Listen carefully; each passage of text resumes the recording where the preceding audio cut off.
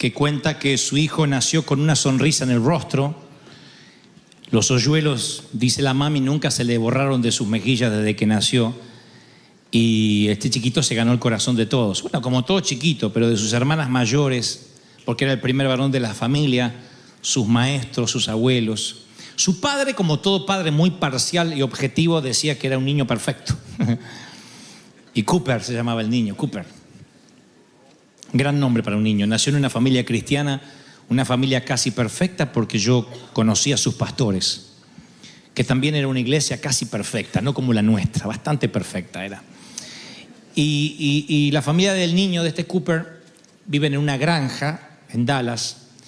Siempre usaban un cochecito, esos cochecitos playeros que se hacen descender por la pendiente. Y el niño, ya un poquito más grande, el 17 de julio del 2009, mientras Melanie iba al pueblo a comprar algo en la tienda, Cooper, que ya tenía 5 añitos, maravilloso niño, rubiecito, se deslizó por la pendiente con el carrito y el carrito se dio vuelta y Cooper quedó inconsciente. Entonces estuvo algunas horas en coma, el niño, y finalmente partió a la eternidad. De pronto los papis se encontraron haciendo lo que nunca pensaron, seleccionando un ataúd, planificando un funeral e imaginando cómo se sigue una vida sin el único hijo varón, y cayeron en un aletargamiento mental.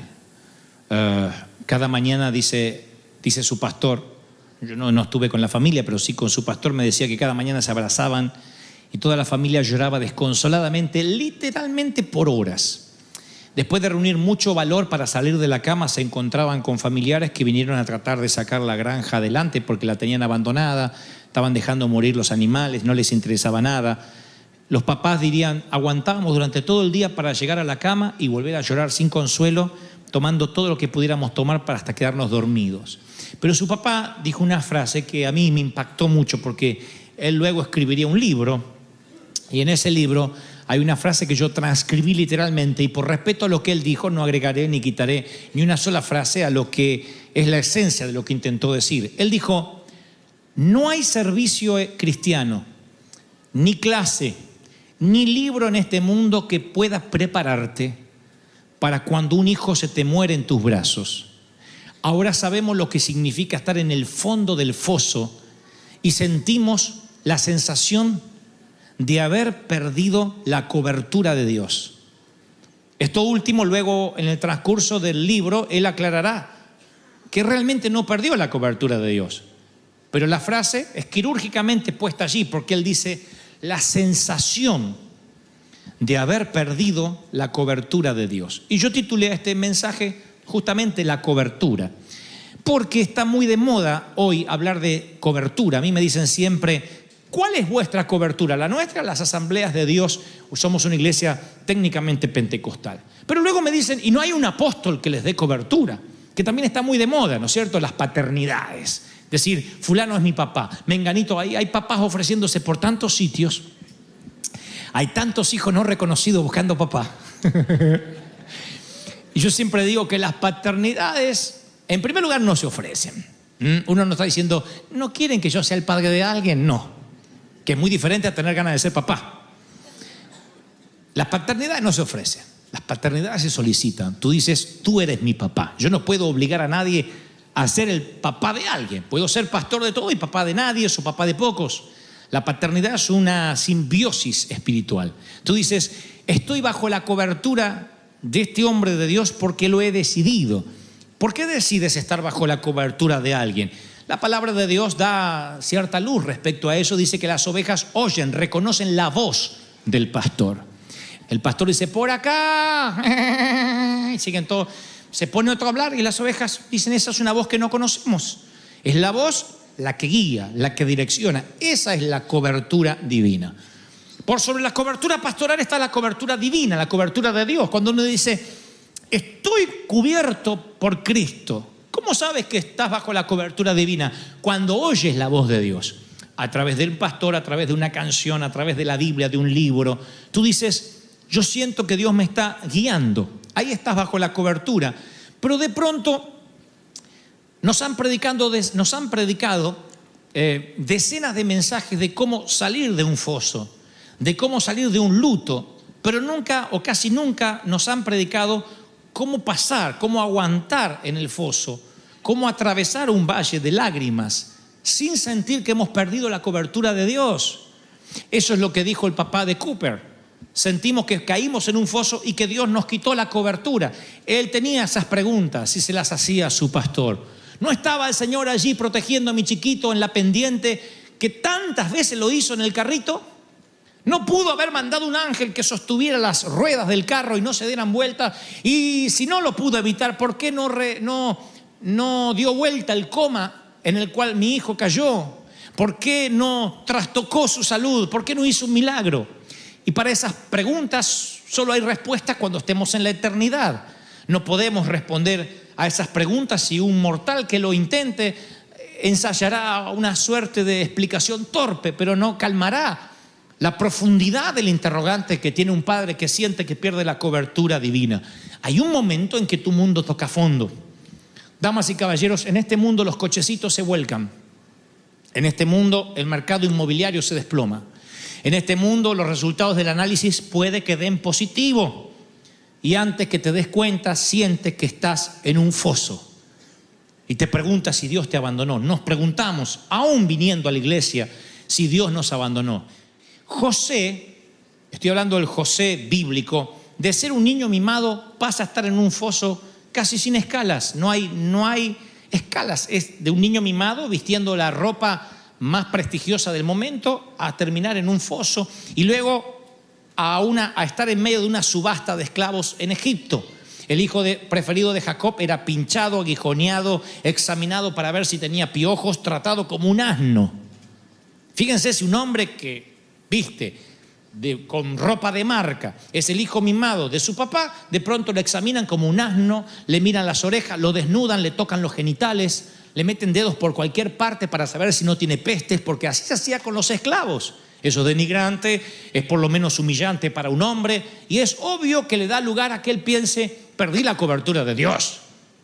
¿En qué libro, en qué mensaje, en qué sermón me predicaron que algún día me examinarían como un asno a ver si tengo piojos en la cabeza y en el vello púbico delante de todos? Eso es humillante. Y él piensa que perdió la cobertura de Dios. Piensa que de alguna forma Dios quitó su mano de él. Y que si Dios quitó su mano de él, debe ser porque algo malo hizo y tiene cientos de preguntas. Y no solo se lo pregunta, sino que se inquieta porque esto no debió estar en el plan de un hijo de Dios. Potifar, un oficial egipcio, lo termina comprando. No hablaba el idioma, no conoce la cultura, tenía todas las posibilidades en su contra. Pudo nunca haber salido del foso. O sea, a ver si nos ponemos de acuerdo. José cae en un foso porque sus hermanos lo tiran ahí, hasta que lo venden a los esclavos, que era un grupo que pasaba por el sitio. Pero él, aunque salió del foso, el foso pudo nunca haber salido de su corazón. Hay gente a la que un foso les cambia su vida para siempre. Un solo foso le cambia, le redirecciona su vida, y ese foso puede llamarse, insisto, un funeral, una quiebra inmobiliaria. Hay gente que necesita una muerte para decir mi vida cambió, y hay otros que dicen no, yo no necesité una muerte, simplemente perdí mi casa, nunca pude reponerme a eso, vivo rentando o lo que es peor, de prestado, y nunca pueden quitarse el foso de su corazón. Ya no están literalmente ahí, pero no pueden dar vuelta a la página de su vida. Y yo he aprendido que cuando te cuesta, anótenlo para el Twitter de su corazón, que es la versión átenlo a las tablas de su corazón moderna. Yo he aprendido que cuando te cuesta dar vuelta a la página, a veces hay que cambiar de libro. Me miran como diciendo, ¿y qué dijo? Si te cuesta dar vuelta a la página, a veces lo que hay que hacer es cerrar el libro y cambiar de libro. A veces queremos pasar de capítulo y Dios quiere cambiar completamente nuestra vida, tal como la conocemos. No es dar vuelta a la página, es literalmente cambiar de vida, cambiar de libro. Y para eso Dios puede valerse de un foso. Porque la Biblia dice que a José, cuando llega a la casa de Potifar, que era el encargado de la seguridad, nada menos que del el number one de Egipto, el faraón, cuando él llega a la casa de Potifar, a la casa de su amo, le fue muy bien, dice Génesis 39:2, porque Dios estaba con él. No se pierdan este detalle, por favor. Le fue muy bien porque Dios estaba con él. José llegó a Egipto con la ropa puesta. En apenas 4 versículos está administrando la casa del hombre a cargo de la seguridad de Faraón. ¿Qué pasó? La respuesta es muy sencilla. ¿Sigue estando en el foso? Y sí, es esclavo. Antes de llegar a la casa de Potifar, insisto, le revisaron si tenía piojos, lo desnudaron, le metieron los dedos en las orejas. O sea, lo humillaron, sí. ¿Está viviendo una situación de bendición? No. Y entonces, ¿por qué las cosas le empezaron a ir bien si todavía está en el foso? No se pierdan el detalle. Dios estaba con él. 4 palabras que cambian la vida en el foso de cualquiera, pero Dios estaba con él. Tú puedes estar fuera del foso sin Dios, pero puedes estar en un foso y Dios está contigo. Dígame cuál es la mejor situación. Tú puedes estar en el foso y Dios está contigo. Y si Dios está contigo y estás en el foso, es mejor que estar fuera sin Él. La cobertura es que aunque estés en un lugar maloliente, si Dios está contigo, aún en el foso vas a sonreír y vas a ser de bendición a los del foso. Aún en la cárcel vas a generar bendición a los de la cárcel. No dice que tener cobertura es ausencia de cárcel, ausencia de esclavitud, ausencia de foso y ausencia de potifares. Dice que tener la cobertura de Dios es que a donde te vaya, aunque sea un chiquero, aunque sea un basurero, ahí Dios está contigo y todo lo que toques va a ser de bendición. Tu basura va a oler mejor que la del vecino. Y tú dices, es que yo creía que tener la cobertura, éxito era otra cosa. No, nada más que nos han mal enseñado y hemos mal aprendido que si tenemos cobertura de Dios, nada malo nos puede pasar. No, nos pueden pasar cosas malas. Si no, estaríamos ante cada papi que tiene que enterrar a un hijo, o ante cada hijo que tiene que enterrar a un papi, estaríamos ante un pecador que hizo las cosas mal y algo se salió de control. No, Dios dice, yo estoy en el control, aún en la muerte y en la vida. Dios está allí. Y hay mucha gente, esta es la palabra que el Señor me dijo que les dijera a este servicio en particular, que vive sin esa cobertura, sin esa cobija. Y están preocupados a ver si un apóstol le da una paternidad y no se dan cuenta que hay una paternidad más importante que la de un hombre. Muchos cristianos viven como si la única fuerza fuera la suya. Como si la solución viene de adentro en vez de arriba. Como si la única solución fuesen sus fuerzas para trabajar, o sus cuentas bancarias, o sus ahorros, o su seguro médico, o sus papeles, o su estatus migratorio. Y Dios dice, necesitas una cobertura en la vida. Algo que te esté cubriendo. Porque si pierdes esa cobertura o crees que la estás perdiendo, estás desconociendo, atentando, insultando la fidelidad divina. Dios no te va a dejar. Dios te ama cuando eres fuerte y te ama cuando eres débil. Dios te ama cuando te consideras muy santo y como cuando te consideras un pecador y dices, qué porquería soy. Dios te ama. Su amor no cambia. Pero somos nosotros los que nos recluimos, los que decimos, no, Dios no me va a amar de esta forma, no, Dios no puede amarme, porque si me amara yo no estaría en el foso. Moisés buscó a Dios en los fosos, siempre. Moisés prefirió ir a cualquier parte con Dios que a ningún lado sin Él. Cualquier parte con Dios, pero no quiero a ningún lado sin ti. Moisés se preguntaba, ¿cómo voy a proveer alimento para toda esta gente que me sigue? ¿Cómo voy a defenderme de los enemigos? ¿Cómo vamos a sobrevivir? Y terminó reduciéndose, su embudo se redujo a esto: si tu presencia no ha de ir conmigo, no nos quites de aquí. Yo sin cobertura no me muevo. ¿No es esta la mejor filosofía de vida que podríamos tener al tomar la decisión de movernos de iglesia, o de conseguir un nuevo empleo, de mudarnos de ciudad? ¿No debería ser la pregunta, quiero saber si Dios está conmigo en este negocio? Porque sin la cobertura de Dios no me animo a hacer nada. No me animo a emprender un negocio aunque tenga el dinero.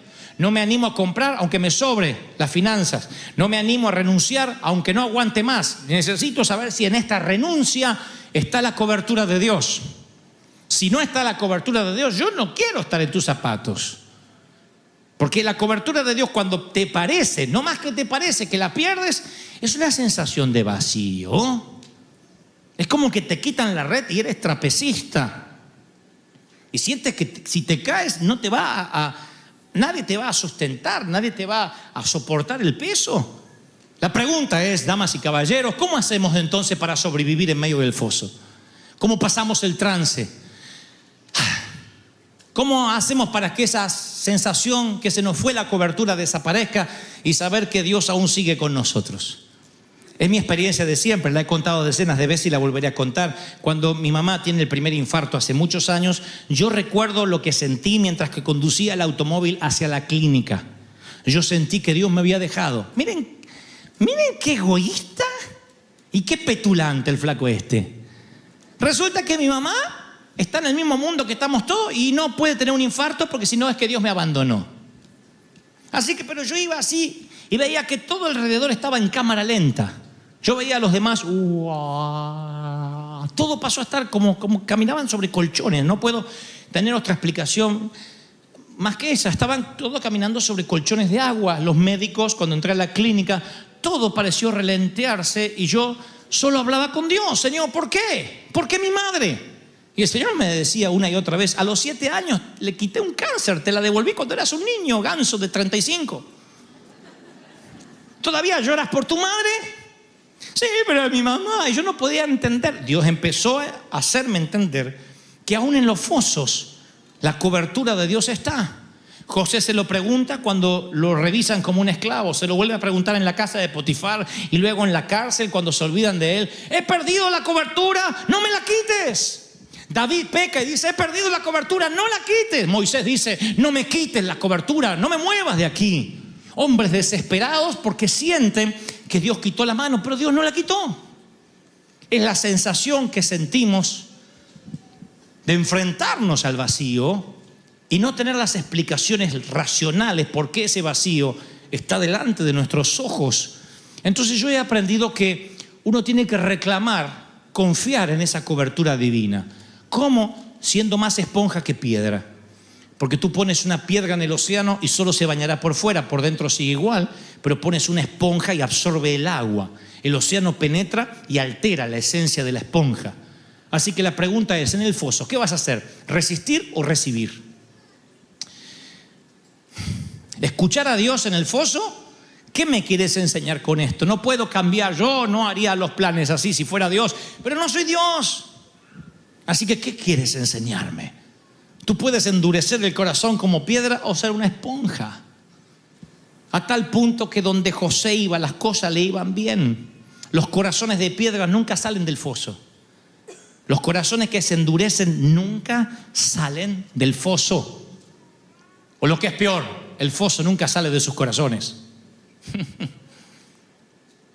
Y tú dices, oh, por Dios, Dante, dime cómo resistir entonces en el foso. No puedo decírtelo yo, te leeré la Biblia tal como el Señor lo dijo. En Hebreos 13:5 Él dice, nunca te dejaré, jamás. ¿Saben lo que es jamás? ¿Qué es jamás? Jamás, jamás, jamás. Bueno, pero si uno peca, jamás. Bueno, pero si me porto mal, jamás. Pero si mato a mi suegra, jamás. En el griego este pasaje tiene 5 negativos. Dice, no, no. No te dejaré, no lo haré, no te abandonaré, no. Yo me aferraría a esa promesa como un paracaídas. Yo la repetiría hasta callar la voz de la angustia. No, no te dejaré, no te lo haré, no te abandonaré, no. El Señor está como guerrero parado al lado tuyo. No te dejaré, dice Dios. Aleluya. Yo me aferro a esa promesa. En el foso, en las paredes frías del hospital, ante el diagnóstico médico que me tiembla en la mano, en la sesión de quimio, con la carta del IRS, con el reporte del contador, con lo que nos cuenta el tesorero, con los ojos fríos e inertes de un cónyuge al que no amas. Señor, no estoy solo, tú no me dejarás. Lo dice tu palabra, no me dejarás. No importa si pierde la sensación de la cobertura de Dios. A Job le ocurrió. Job dice, si me dirijo al este, no estás allí. Esto lo escribe Job en su propio libro, el libro que lleva su nombre, en el capítulo 23. Si me voy hacia el este, no estás. Si me encamino al oeste, no lo encuentro. Díganme si alguno no se sintió así. No me miren con cara de Heidi consagrada, porque yo sé que alguna vez se sintieron así. Si está ocupado en el norte, no lo veo. Si se vuelve al sur, no alcanzo a percibirlo. Está hablando de que no siente a Dios. ¿Cómo va a sentir a Dios un hombre que pierde sus hijos en un mismo incendio, en un mismo derrumbe? Se le mueren sus hijos, se le muere su esposa, se le muere el ganado. No, pero él confiaba en el Señor. Y en un foso es difícil confiar. Y Job dice, no te encuentro ni en el norte, ni en el este, ni en el oeste. No lo culpen por una oración así. Pero a pesar de no sentir la cobertura, él declara algo en fe. En el mismo capítulo del libro que lleva su nombre dice, en cambio, si él conoce mis caminos, si él me está poniendo a prueba, de algo estoy seguro, voy a salir puro como el oro. Dios me pondrá a prueba y voy a salir. ¡Aleluya! ¿Cuántos reciben esta palabra? La cobertura está sobre ti, eso es innegable. Pero claro, si el vuelo está bueno, Dios está allí. Si el vuelo se mueve mucho, la cobertura está haciendo interferencia. Si la salud está bien, Dios está sobre ti. Si la salud está mal, algo está mal. Y yo he aprendido que ya está, Dios es fiel, independientemente de lo que yo haga. ¿Y cómo debo orar? Te preguntas, te diré cómo. Golpea la mesa, clama, grita, paséate por toda la casa orando. Hay momentos que hay que orar persistentemente. ¿Estás enojado con Dios? Díselo. Se va a reír, pero díselo.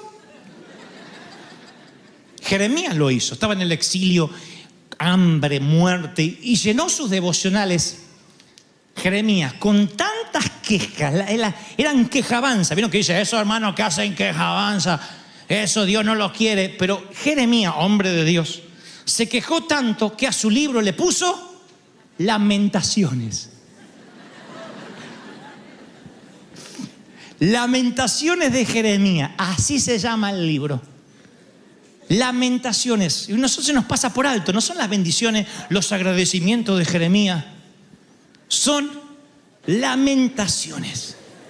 Me cercó por todos lados, no puedo salir. Has hecho pesadas mis cadenas.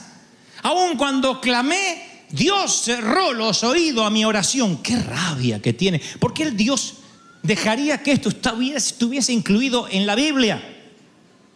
Porque los Salmos 142 dice, delante de Él expondré mi queja, delante de Él manifestaré mi angustia. Hay angustia que hay que manifestar, porque si no la manifiestas a Dios, pueden pasar dos cosas. Que se la manifiestes a un hermano y eso nunca es de bendición, porque lo que arrojas es basura, el otro nunca te va a resolver nada. O lo que es peor, que te lo tragues. Y cuando te tragas la hiel, la amargura, somatizas, te enfermas. Tus huesos se envejecen literalmente. Entonces tienes que manifestar tus quejas. A veces es mejor mostrarle a Dios un puño cerrado que darle la espalda. Enójate con Dios, dile, Señor, esto no lo entiendo, no lo entiendo, no lo entiendo. Se piensa que Dios va a decir, qué burro. Ya sabe que eres burro antes que se lo dijeras. Ya sabe Dios que no entiende. Yo a veces le digo, Señor, esto no lo entiendo y me lo tienes que explicar, no lo entiendo. Ustedes se piensan que Dios dice, paremos el cielo, serafines, paren de cantar, que Dante no está entendiendo. Pero yo se lo dije.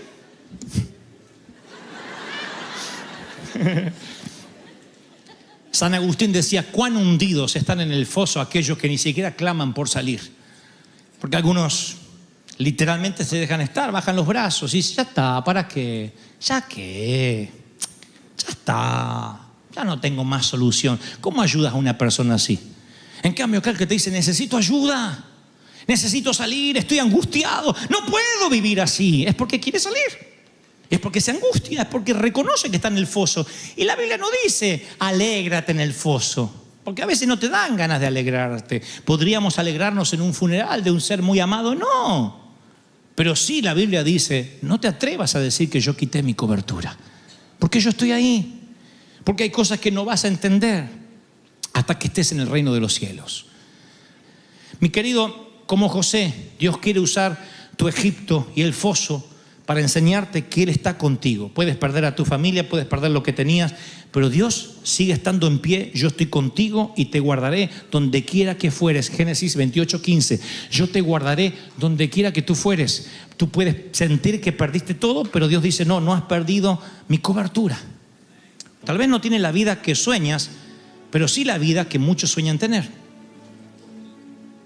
Yo sé que capaz no tengo la vida que soñé, pero sí la vida que muchos sueñan tener. Siempre que estás en una escalera y miras, hay gente abajo, siempre. Tú dices, no, abajo mío no hay nadie. Yo como salteado. Hay gente que no come. No salteado, no come.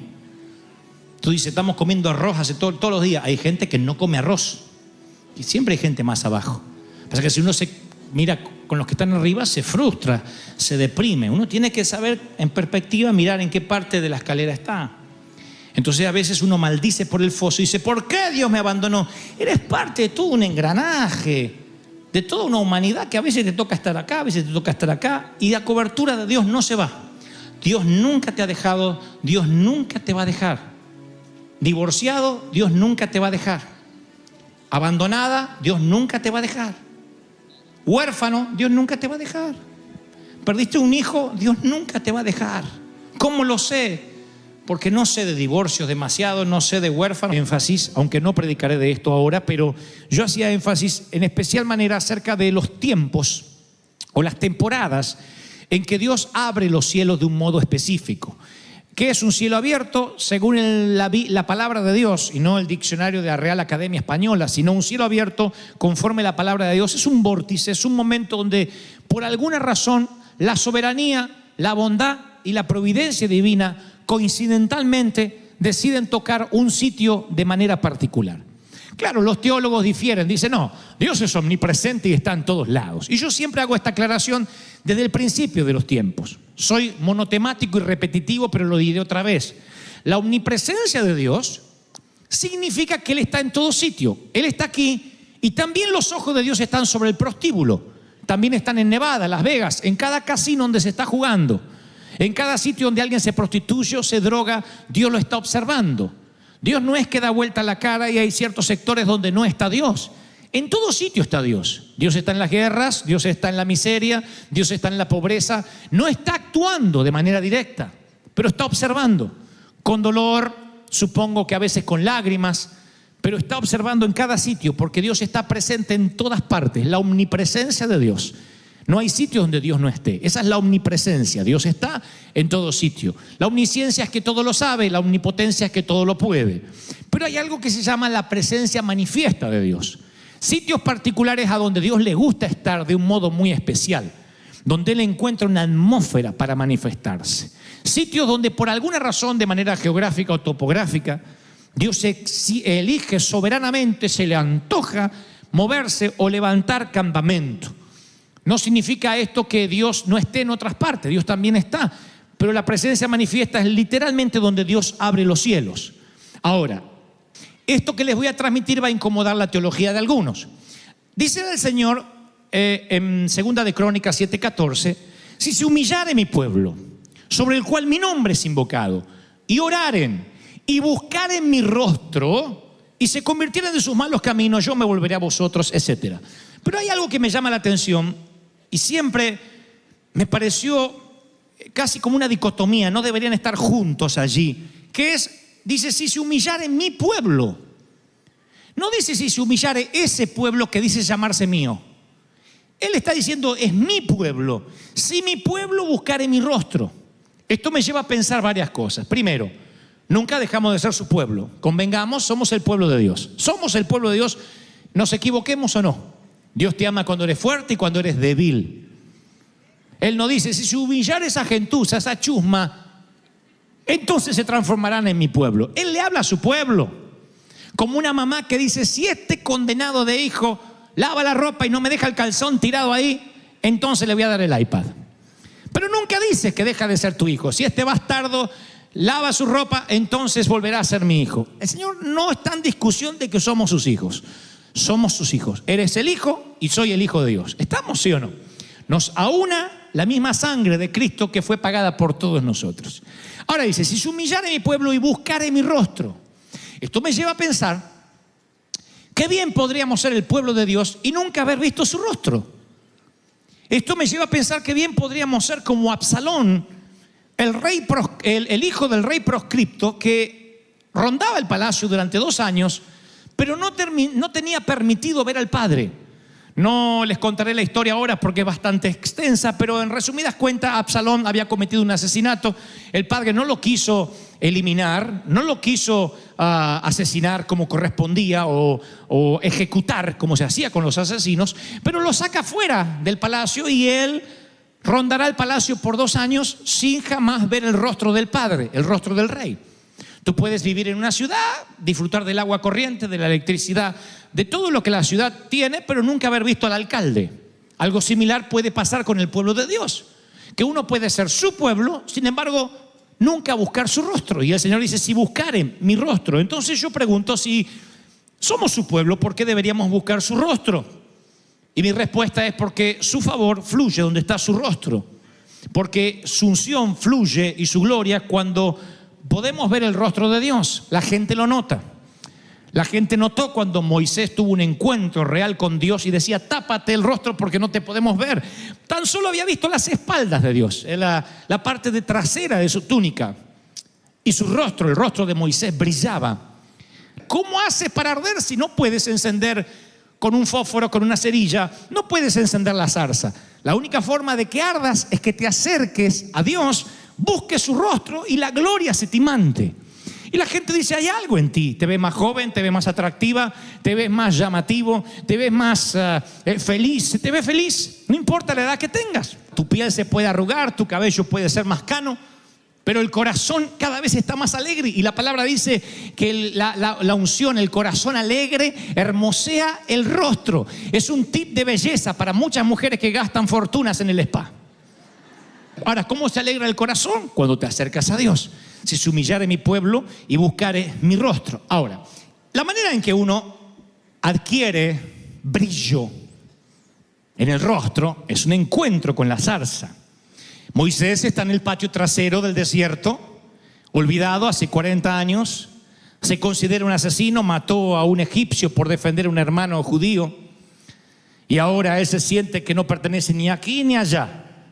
No es del palacio ni tampoco del desierto. A fuerza y a duras penas tuvo que abrirse paso como pastor de ovejas. Pero luego de ser criado como un faraón, ahora está en el patio trasero, en la parte más olvidada del desierto. Conocen la historia. Algo que generalmente no puede arder, comienza a arder. Una zarza se enciende. Moisés tendrá un encuentro con esa zarza y ese será el inicio del cambio de la vida del profeta. Cambiará para siempre su historia, su vida. La zarza arderá delante de él. Hasta ahí todos podríamos contar una experiencia similar. Un día, perdidos en la droga, vino el Señor, una zarza ardió, lo hizo en forma de pastor, en forma de canción, en forma de iglesia, de un amigo, de un compadre, de alguien que te habló de Cristo, de un libro, de lo que sea. Tuviste un encuentro con Dios y eso cambió tu historia tal como la conocías.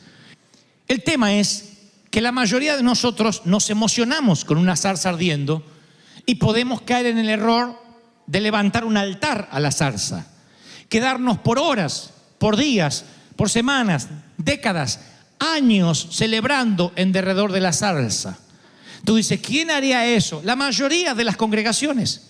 Tan pronto tú te mueves de la zarza y regresas a Egipto a liberar al pueblo de Dios, te metes entre los mundanos, ya sea en televisión o te metes con gente inconversa o regresas a tus amigos con los cuales compartías drogas porque quieres sacarlos de ahí, la gente te dirá, ¿y qué haces en Egipto con esos mundanos? Quédate al lado de la zarza. Moisés está en la zarza y Dios le dice, vamos, ve, libérate a mi pueblo. La zarza solo ardió para una orden, no para que él levantara un altar en derredor de la zarza. La zarza simplemente es la unción de Dios viniendo sobre una persona. Y aquí es el punto. La unción simplemente viene para comisionarte, no para que vivas alegando que estás ungido. La unción es la gasolina.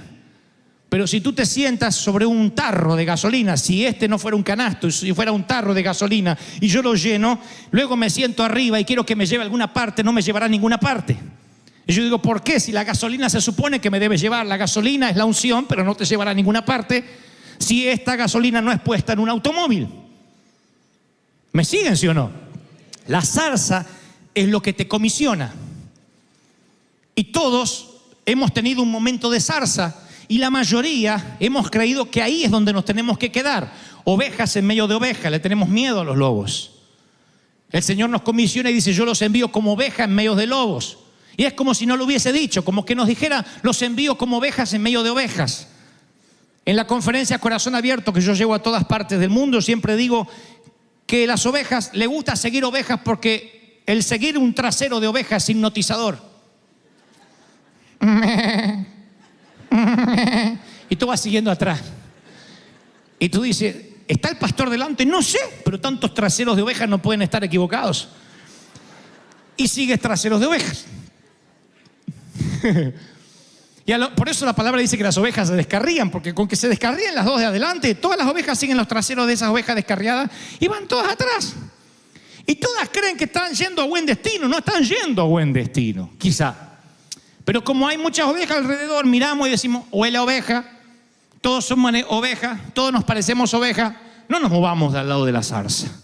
Pero Moisés se tiene que mover. La zarza es para comisionarte, para que salgas. La zarza tipifica la unción, pero no es la gloria de Dios. El ser ungido significa ser comisionado para algo. La unción es un manto que viene sobre ti. Es un manto, es una capacidad que no tenías.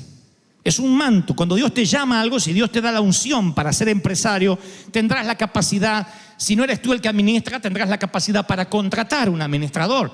Tendrás la capacidad de dirigir tu compañía. Esa es una unción que viene sobre ti. ¿Me están siguiendo, sí o no? Lo mismo pasa en el ámbito espiritual. Hay un manto sobrenatural que no tenías antes. Ese manto es para algo. El manto es para algo. Si Dios te unge para ser empresario y te quedas en tu casa, te van a comer los piojos. ¿Para qué quieres un manto de empresario si no sales a buscar ni siquiera trabajo? Yo tengo la unción empresarial. ¿Y qué haces? Nada. Y bueno, ¿para qué te sirve? Hay otro que tiene la unción para predicar. ¿Y qué haces? ¿Cuántas almas les has predicado de Cristo? No, a ninguna. Entonces, ¿para qué sirve la unción? ¿Se dan cuenta? La zarza no sirve para nada. Moisés tiene que pararse delante del faraón y decir un mensaje. Él no puede pararse delante del faraón y decir: mi zarza, mi zarza, mi zarza, porque lo saca patada. Tu zarza no sirve para el faraón. Él tiene que pararse con un mensaje de Dios. Deja ir a mi pueblo. Tiene que tener el respaldo de las señales, de las plagas que vendrán si el faraón endurece el corazón. No veo a Moisés contándole la experiencia de la zarza, porque eso queremos hacer nosotros, encontrarnos con un inconverso y contarles que yo hablo en lenguas, que me cambió la vida, es que mi marido cambió. No, tú tienes que tener el poder, no para hablarle al Dios de la montaña. Siempre hacemos eso. Vamos a Dios y le hablamos de la montaña. Señor, he aquí un inconverso, Padre, sánalo, transfórmalo. Y el Señor dice: no me hables a mí de la montaña, háblale a la montaña de Dios. Monte en el nombre del Señor, quítate en el nombre de Dios que vi en la zarza. En el Dios que vi en la zarza, la autoridad es puesta para que le hables a los faraones. ¿Me siguen, sí o no? Recibe la autoridad y la instrumentas. Esa es la diferencia. Ahora Moisés entiende la diferencia entre la unción y la gloria. La unción ya la tiene, porque la unción viene juntamente cuando la zarza empieza a arder. Pero él quiere la gloria de Dios. Él quiere la presencia manifiesta de Dios. La unción puede estar en cualquier iglesia, la gloria no. La gloria es la presencia manifiesta. Hoy aquí me retrotraigo al inicio del mensaje. La diferencia entre omnipresencia de Dios. Dios está en prostíbulo, Dios está en Las Vegas, Dios está con el ladrón, o mirando y observando, pero se presenta, se manifiesta en determinados sitios donde el cielo se abre. Moisés quiere eso. Literalmente, él no quiere la unción. Alguien que tuvo un encuentro con Dios en una zarza no debería pedir más. Se supone que no. Los pastores siempre hemos enseñado: usted busque la zarza, busque que Dios le hable, busque que Dios le hable. Dios me habló, aleluya, ya está. No, ya está nada. Ese es tu Génesis. ¿Cuánta gente hay que Dios le habla y después no hace nada? Moisés tiene para contar de iglesia en iglesia, de congreso en congreso, cómo ardió su zarza. Imagínense, Y tenemos al apóstol Moisés que nos contará cómo ardió su zarza. Yo estaba en el desierto. Y de pronto se ardió la zarza. ¿Y cómo era la zarza, Moisés? Oh, era con 5 ramitas así. ¿Y cómo ardió? ¿Cómo quitaste sus sandalias? Sí, hoy vamos a quitarnos las sandalias todos proféticamente como yo me las quito. Oh, y se quita la sandalia. Wow. Todo sería un show alrededor de la zarza. Moisés dijo, no, eso simplemente es la unción. Simplemente es el llamado y hace una petición temeraria. Se atreve a algo más. Le dice, Jehová, tú me dices que saques al pueblo. Me lo dijiste en la zarza, ¿sí? Y me dijiste que enviarás a alguien conmigo. Sin embargo me dice, yo te he conocido por tu nombre. Tú me conoces, soy Moisés. Y dice que yo he hallado favor en tus ojos. Hay una versión que la palabra narra que Moisés dice, tú me dices que soy tu amigo y que cuento con tu favor.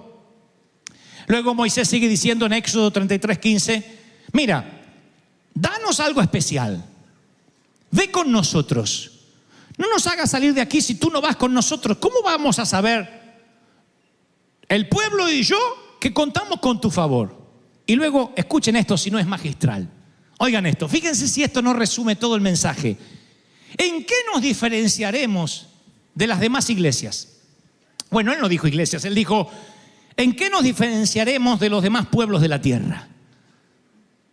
Lo que está diciendo Moisés, todos pudieron haber tenido un encuentro con la zarza. Así que Dios, no más zarzas para mí. Yo te ruego que me muestres tu gloria. Quiero ver tu gloria. ¡Aleluya! Quiero ver. Alguien tiene que aplaudir más que eso si quieres ver la gloria de Dios. Quiero ver tu gloria. No zarzas. No más encuentro con el hombre que solo abre la puerta trasera de las iglesias. Todo cansa. Lo que ayer sorprendía se vuelve monótono, tedioso, cotidiano.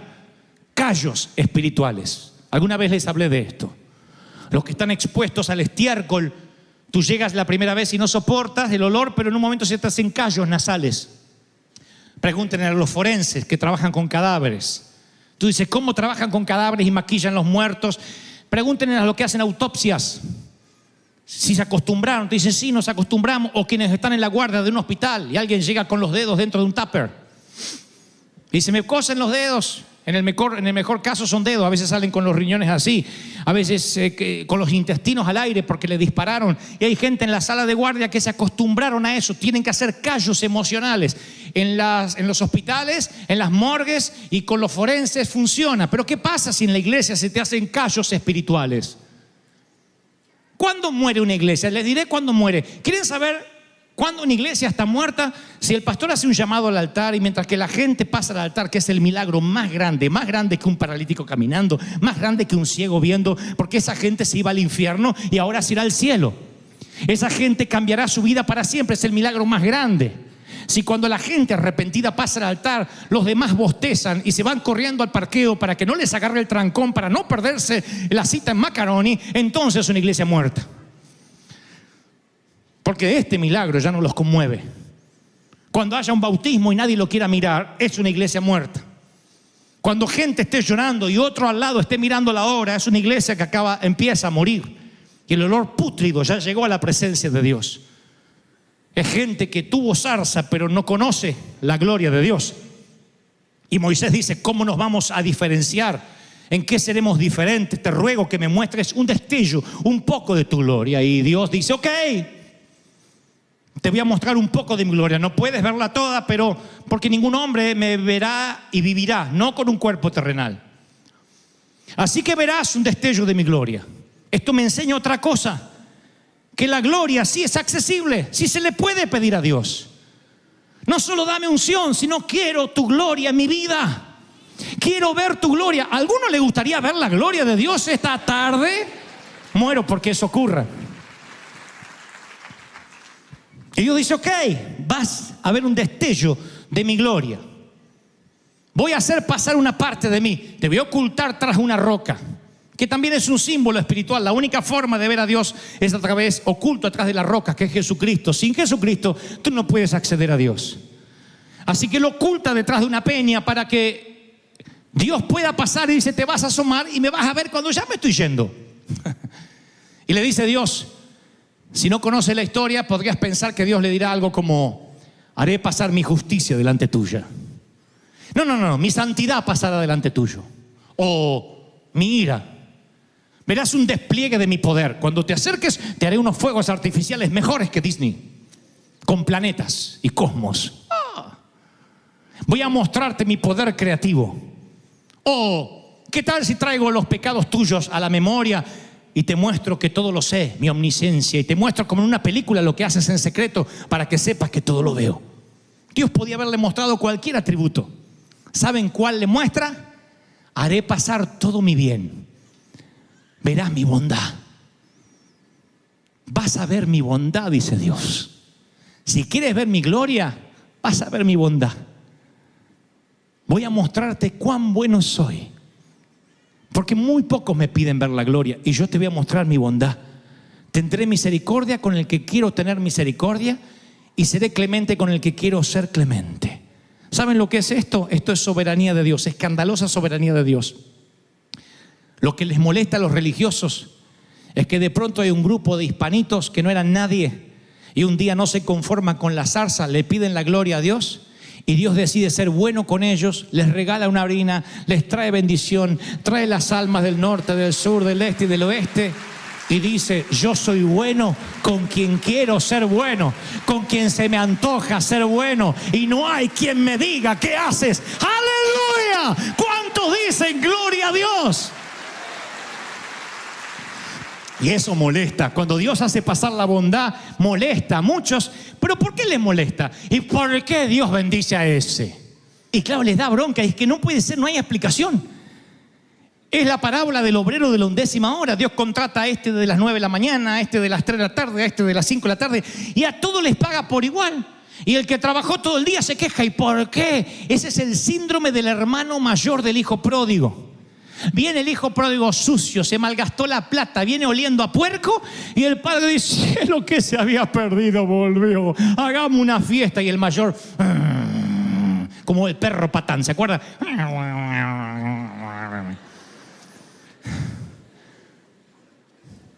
¿Cuál es la diferencia? Que Dios decide ser bueno, Dios decide bendecirnos, decide tocar a quien quiere tocar. Esa es la soberanía de Dios.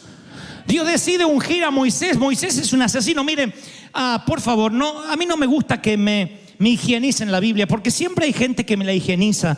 Agarra la Biblia y la quiere higienizar y dice, bueno, es que no es lo que realmente dice. La Biblia dice que Rahab era una prostituta. Una prostituta. ¿Saben lo que es una prostituta? Alguien que ofrece favores sexuales a cambio de dinero. Eso es Rahab, es la abuelastra de Jesús. Luego David es un adúltero. Dios dirá que es un hombre conforme al corazón de Dios.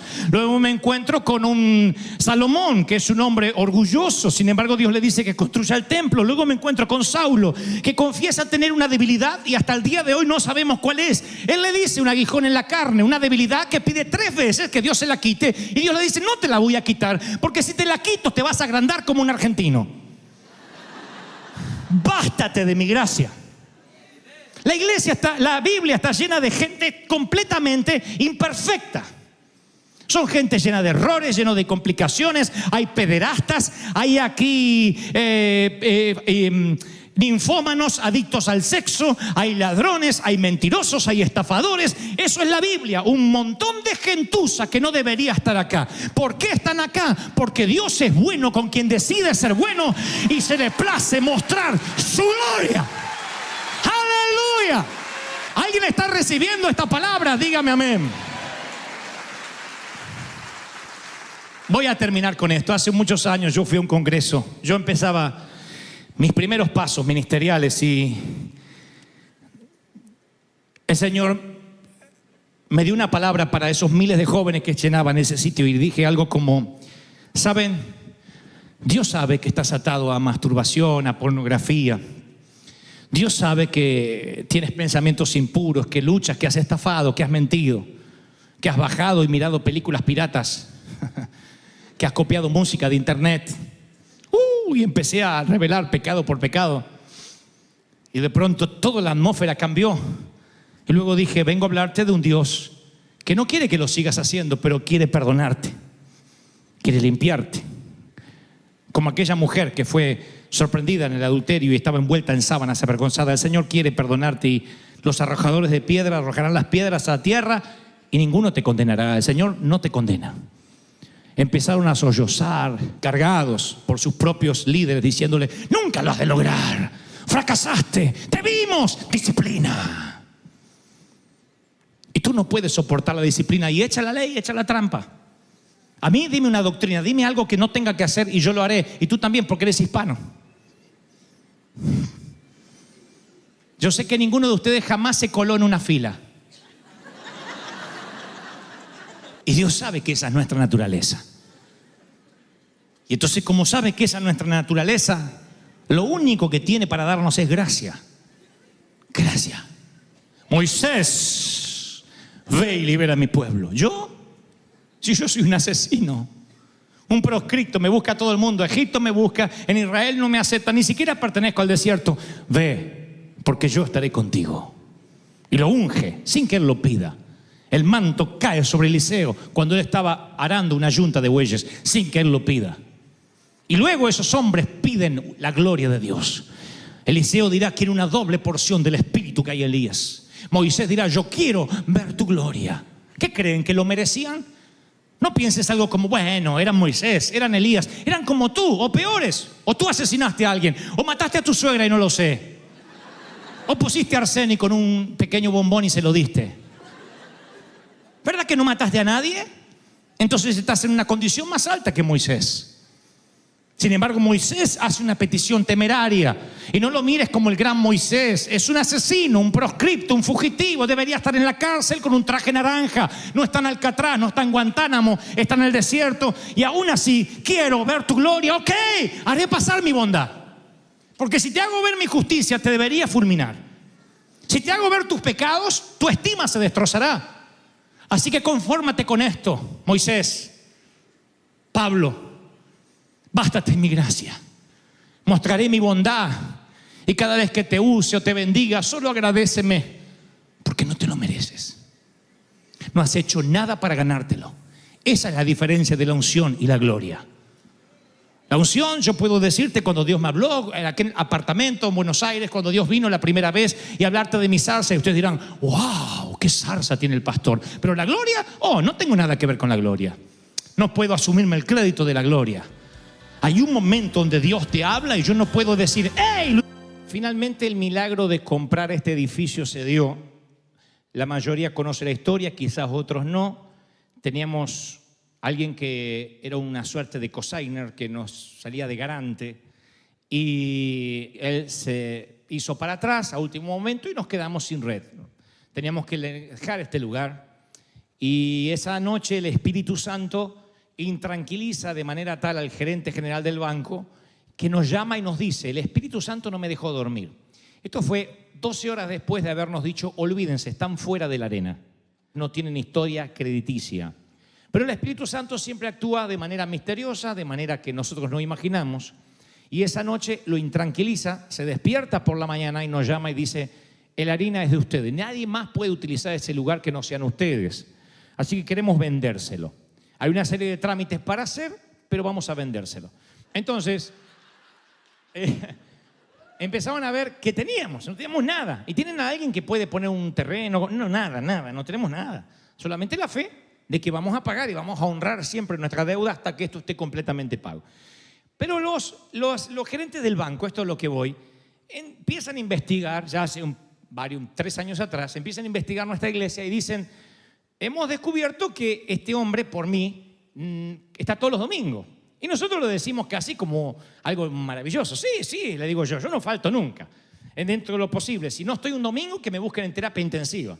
Pero si no estoy, salvo una cosa de fuerza muy mayor, no he faltado. Y entonces dice: bueno, pero para el banco eso no es bueno, porque significa que si se muere el pastor nos van a dejar de pagar.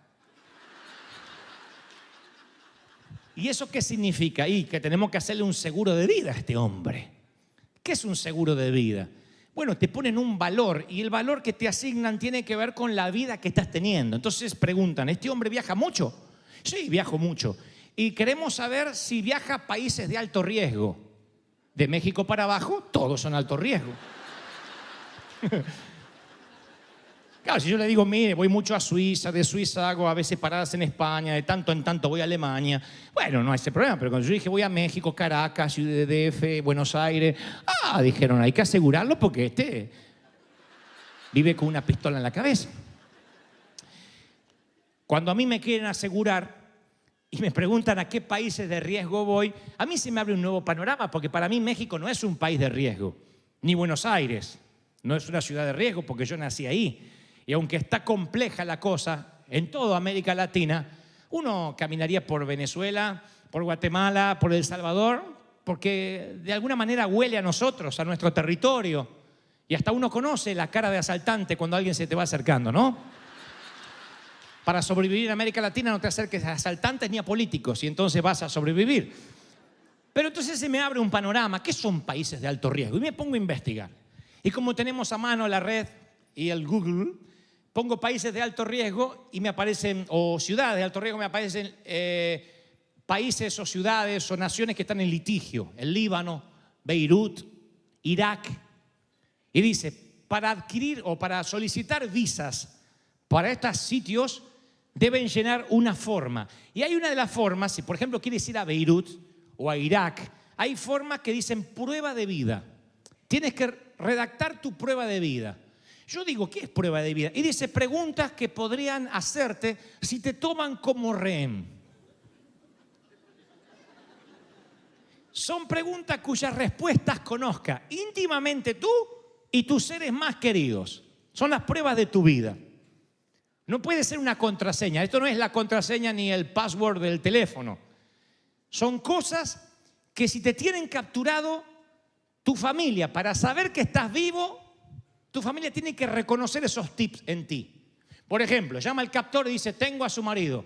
Bueno, deme una prueba de vida. Y tu marido te dice, me encanta bailar bajo la lluvia en calzones. Es mi marido. Entonces tú pones ahí, me encanta bailar bajo la lluvia en calzones. Eso es confidencial. Eso se cruza con el FBI aquí en los Estados Unidos, se cruza con las autoridades de cada nación y en el caso de que los captores te tomen como rehén, piden la prueba de vida. Y hasta que no dice, le gusta bailar en calzones bajo la lluvia, no pagan el rescate, ¿no es cierto? Ahora, ¿cuál sería la prueba de vida que pondrías en esa forma para saber que realmente se trata de ti? Que los demás sepamos, sí, es él. No vale mal aliento, olor a pies y esas cosas. Tiene que ser actitudes tuyas que solo los que estamos muy cercanos sepamos de ti o tus seres queridos. Esa es la prueba de vida. Y luego dice la forma, algo maravilloso, dice a una advertencia, asegúrense de poner respuestas que recordarán estando bajo presión. Y asegúrense que esas respuestas también la conozcan los seres queridos, porque hay muchos casos de gente que ha sido capturada y da una prueba de vida que la mujer no tiene la menor idea que está hablando del marido. ¿Cuál es la prueba de vida de que mi marido es él? Dice que él es un hombre amable, que huele bien y que nunca ronca. Mátenlo, no es él.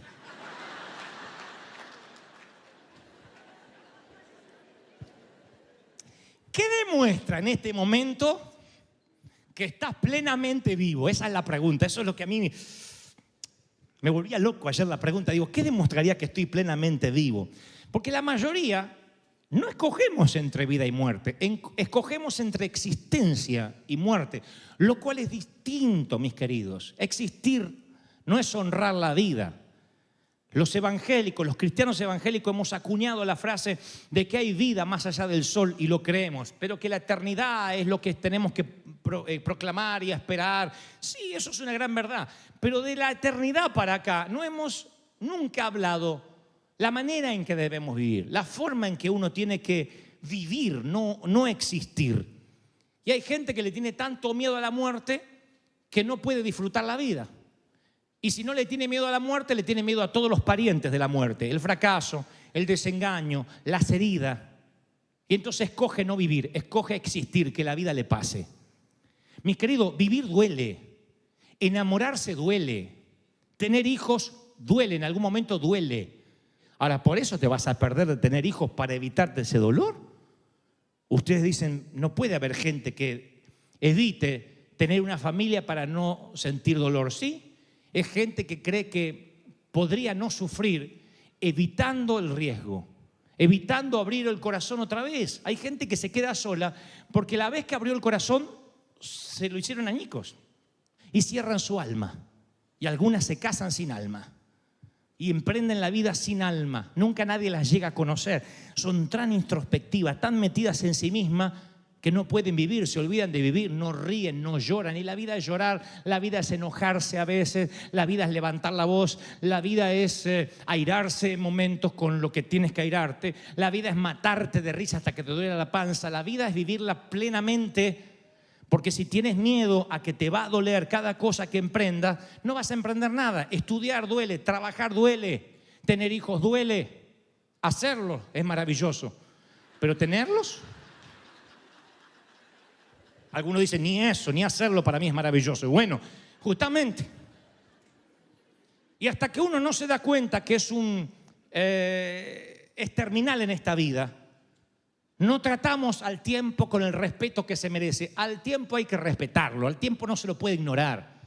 Entonces, cuando empiezas a respetar el tiempo y dices, lo único que tengo es el hoy, el mañana no me corresponde, le pertenece a Dios, no sé si voy a estar vivo mañana. Frase que acuñaban nuestras madres, así nos psicopateaban toda la infancia.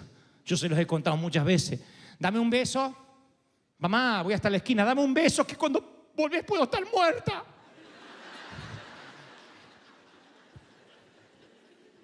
Hace falta estar al borde de una situación extrema para respetar el tiempo, para entender que a veces no hay alternativa. La Biblia narra el incidente de una ciudad que es cercada por otro ejército. No había nada que comer, se acabaron las provisiones, se comieron los animales, lo que había. Llegó a ser tan sórdida la cosa que cometían o empezaron a considerar el canibalismo. Fuera de la ciudad hay 4 leprosos. 4 leprosos, ya es malo de por sí tener lepra en Medio Oriente en el tiempo en que transcurren los hechos. Porque el leproso tenía que tener un cencerro, como un animalito, para que cuando escuches el sonido del cencerro te alejes, puesto que la lepra, esto que comía las extremidades y te dejaba hecho como un zombie, era altamente contagiosa. Y si no, deberías gritar, soy leproso, un paria de la sociedad. No podían estar ni con sus cónyuges ni con sus hijos. El leproso estaba decidido a morir solo hasta que las ratas se comieran sus extremidades durante las noches, porque ellos perdían la sensibilidad absoluta de sus piernas y de todo su cuerpo. Ya eso es malo. No obstante eso, están fuera de una ciudad que tienen hambre, así que no pueden pedir la limosna de siempre. De tanto en tanto, los transeúntes, cuando salían de los carruajes, de las carretas, le tiraban algo de comida a estos 4 hombres. Pero ahora hay hambre, se están muriendo dentro y estos se están muriendo fuera. Entrar no tiene sentido. Caminar hacia adelante, están los enemigos rodeando la ciudad. Entonces, los 4 leprosos llegan a una conclusión. Todavía tienen agudeza mental para llegar a la siguiente conclusión. Se dijeron el uno al otro, ¿qué ganamos quedándonos sentados aquí esperando la muerte? No ganamos nada.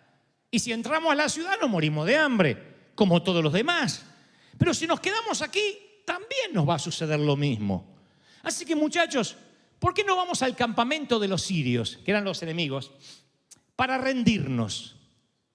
Si nos perdonan la vida, nos dan de comer, viviremos. Y si nos matan, igual de todo modo vamos a morir. O sea, eran 4 leprosos olvidados, pero sabían que tenían una mínima posibilidad de vida. Recién vieron sus opciones en un momento límite. ¿Ven lo que les digo? Que no, hasta no llegar a un momento límite, muchos no nos damos cuenta las opciones. Y hay personas aquí que están viviendo situaciones límite, donde se están planteando seriamente si emprender esa pareja, si emprender esa compañía, si seguir con ese divorcio, si meter los papeles, si parar. No sé qué decisión tengas que tomar radical, de lo cual tu futuro va a depender de eso y tu vida cambiará tal como la conoces. Pero si Dios no te metía en esta situación que estás ahora, lo más probable es que lo que vas a hacer no lo hubieses hecho nunca. Y la vida pasa más rápido de lo que esperas y la muerte llega más rápido de lo que realmente estabas esperando. La vida ocurre mientras vivimos, se hace camino al andar. La vida no está más allá de las vacaciones, más allá de la green card o más allá de los hijos graduados. La vida es ahora, es lo que tienes, es un día común enlazado con otro día común. Es todo lo que tenemos, es esta vida. No sé si mañana vamos a estar, Dios permita que sí, y si no, y si un accidente, un cáncer, un infarto decidiera que nos tuviéramos que ir de este mundo, ¿habremos vivido el día plenamente? Vuelvo con la pregunta retórica. ¿Cuál es tu prueba de vida? ¿De qué se trata la historia de tu vida? Y no me hables de que eres cristiano porque no te estoy pidiendo que te definas respecto a tu vida eterna. Hablo de esta vida ahora. No digas que tu vida se trata de ser evangélico porque eso no te define. ¿Qué es tu vida? ¿De qué vives? ¿De qué va tu vida? ¿Cuál es tu biografía? ¿Cómo se escribe tu historia? Es lo que el Señor nos habló el domingo pasado. Los 4 leprosos miran hacia adelante y dicen, bueno, vamos a rendirnos, a lo mejor nos perdonan la vida. Y dice las Escrituras que al anochecer se ponen en camino los 4 muchachos. Cuando llegan a las afueras del campamento sirio, escuchen, ya no había nadie allí, en el campamento enemigo no había nadie. Era que el Señor había confundido a los sirios, haciéndoles oír, en lugar de los pasos de los leprosos, ruido de carros de combate y caballería, como si estos 4 muchachos fueran un gran ejército. Entonces se dijeron unos a otros, seguro que el rey de Israel contrató a los reyes para atacarnos. Entonces emprendieron la fuga al anochecer, estábamos hablando de los enemigos, y abandonaron caballos, asnos, tienda, arepa, burrito mexicano, asado, chorizo, molleja, todo, para escapar y salvarse. Mira el hambre que tiene que gritar molleja. Cuando los leprosos llegaron a las afueras del campamento, entraron a la tienda de campaña y entonces empezaron a comer, empezaron a beber tequila porque había un mexicano ahí que los abandonó y se llevaron plata, oro y ropa y fueron a esconderlo todo. Increíble. Esto habla de que cuando tú emprendes el camino hacia la abundancia, Dios hará que los enemigos sepan lo que tienen que hacer. Por un camino vendrán a hacerte mal, por 7 tendrán que huir, dice la Biblia. Alguien tiene que decir amén. Ahora, lo que yo veo, yo descubro aquí un modus operandi, o sea, una forma consecuente que se repite en el actuar de Dios. Dios le dice a alguien que haga algo que parece una torpeza, o les hace sentir la corazonada de los 4 leprosos de caminar, y mientras tanto en los cielos Dios hace lo imposible. Y el Señor me dice, si tú esta semana emprendes, hablas, empiezas a caminar en fe, diciendo yo voy a provocar la vida, Él va a encender los efectos de sonido en el cielo para que tenga favor, para con jueces, para con papeles. Viene el rompimiento en tu vida, viene, lo están recibiendo, pero hay que emprender. Hay que avanzar, hay que decir, yo no me puedo quedar acá porque me muero seguro. Entonces, cualquier cosa que Dios tenga, uno tiene que hacerse responsable de la parte que uno tiene que hacer, que es avanzar. Muchachos, estudien, capacítense, avancen. Cuando los leprosos avanzan, empieza a ocurrir el milagro. Pero he aquí el punto al que quiero llegar. Quizás esto es lo medular del mensaje. Los muchachos se están saciando, están comiendo, están bebiendo, los 4 leprosos, y se dijeron unos a otros, escuchen esta frase, esto no está bien. Hoy es un día de buenas noticias y no la estamos dando a conocer.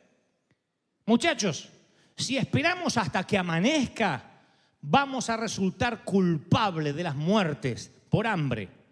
Vayamos ahora mismo al palacio y demos aviso.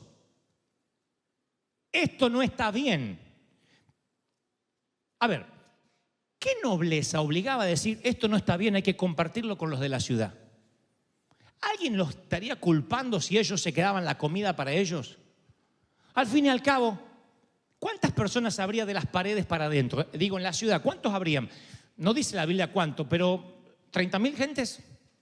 35.000 personas habría adentro. Bueno, De los 35.000 de dentro y los 4 de afuera, ¿quiénes se arriesgaron? ¿Quiénes decidieron caminar hacia las líneas enemigas? ¿No debió haber sido esta la decisión del rey que está adentro? Adentro había un profeta que había dicho que iba a venir la abundancia, pero ni el rey estaba convencido de eso. ¿No debieron estos haber salido como los leprosos? De hecho, que los leprosos están formando parte de un engranaje milagroso. Hay una palabra que dice el profeta adentro y esa palabra es activada a través de los leprosos, que si bien no escucharon la palabra, son canal de bendición para los que están dentro. No te sorprendas que Dios use un burro para bendecirte y si no, mira quién te predica. Pero no te sorprenda. A veces Dios usa lo inesperado. Esta gente eran canales de bendición. Dentro del engranaje profético, estas personas estaban haciendo algo, creían por ellos mismos, pero en realidad había una oración que había surcado los aires de un profeta que dijo: mañana por la mañana habrá abundancia de pan aquí. En otras palabras, es lo que profetizó el profeta. Y estos tipos que están afuera no escucharon la profecía. No dijeron: ¿viste lo que dijo el profeta? A ver si Dios nos usa a nosotros. No, ellos dijeron: muerto por muerto, vamos. Y Dios los empieza a usar para que sean ellos los agentes de buenas noticias. Y dice: no estamos haciendo bien, tenemos que decirle a la gente que hay comida afuera. Y yo no sé cómo lo hicieron, porque son leprosos, no pueden entrar. Y encima hay tanto desdén, tanta sordidez, tanta miseria adentro, que ¿quién va a escuchar 4 leprosos que seguramente están al borde de la locura por inanición? Pero supongo que gritan de afuera y dicen: ¡ey! Está lleno de pollos y burritos mexicanos. Hay asado argentino. Creo que eso casi abrió las puertas. Hay comida allá afuera. Y no le creen de adentro. ¿Sabes qué piensan? Es una emboscada. ¿Qué ejército va a abandonar toda la comida, el oro y se va a ir? ¿Por qué? Es una emboscada. Cuando abramos las puertas los mantenían muertos de hambre, pero ellos creían que lo malo estaba fuera de las puertas. Y eso es lo que muchas veces siento que te está pasando. El temor ha hecho que cierre las puertas. Y dice: yo no puedo emprender nada, yo no quiero hacer nada, ya quebré 3 veces, me fue mal en el ministerio, me fue mal en la pareja. Y como dije el domingo pasado, cargas una mochila de divorcio, cargas una mochila de me dejaron, me engañaron, me sedujeron, mira, mi hijo me abandonó. Cargas esa mochila y dices: no quiero más, y cierra las puertas. ¿Sabes que de las puertas para acá te estás muriendo de hambre? De afuera escuchas voces y dices: no puede ser. Pero yo voy a profetizarte esto: en cuanto abro las puertas del temor, afuera, así como le pasó a este pueblo, ya te puedo decir, la batalla ha sido ganada, la batalla ha sido librada, la abundancia está a un paso. Cristo ya peleó la buena batalla por ti. ¡Aleluya! Y me sorprende la segunda declaración: no estamos haciendo bien. Y después: no podemos esperar hasta el amanecer. Y claro, no es que había empezado la hambruna en la ciudad, se estaban comiendo a los hijos. 8 horas de una noche significa la vida y la muerte de muchos niños, de muchos adolescentes. Y callarse es peor que la lepra, de las cuales ellos estaban acostumbrados a verse frente a un espejo o en el reflejo del lago. Callarse es lepra del alma. Callarse es estar pútrido por dentro, por mucho que comas y a montones. Yo entiendo que muchos dicen, como seguramente habrán pensado en primera instancia los leprosos: sí, pero el sacrificio lo hice yo. Yo me arriesgué. Pero quiero que sepas cómo se trata esto en los negocios de Dios. Aunque el sacrificio es tuyo, la recompensa, si quieres la recompensa de Dios, tienes que saber que nunca va a ser solo tuya. El sacrificio puede ser tuyo, pero cuando realmente eres bendecido por Dios, siempre es para bendecir. Y no puedes esperar hasta el amanecer. No puedes esperar hasta el próximo domingo. La vida de gente depende de si actúas o no.